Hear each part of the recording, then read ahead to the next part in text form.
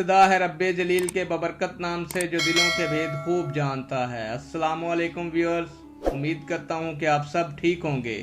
آج کی ویڈیو میں ہم بتائیں گے کہ توبہ کیا ہے۔ دوستو، میں ویڈیو کی طرف بڑھنے سے پہلے آپ کو ایک اچھی بات بتاتا چلوں، جو جسم حرام غذا سے پلا ہو وہ جنت میں داخل نہیں ہوگا، اور رشتہ داری توڑنے والا جنت میں داخل نہیں ہوگا۔ بخاری شریف کی حدیث ہے یہ۔ بڑھتے ہیں ویڈیو کی جانب۔ توبہ کیا ہے؟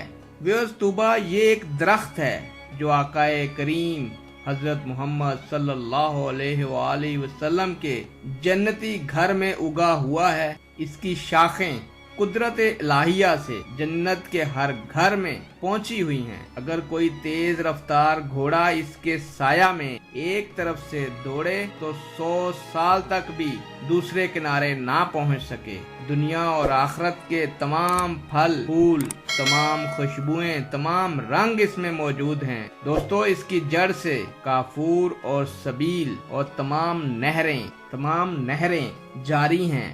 اس کو رب تعالیٰ نے اپنے ہاتھ سے اگایا اور اپنی روح پھونکی۔ اس میں جنتی کی ہر خواہش کی نعمت موجود ہوگی۔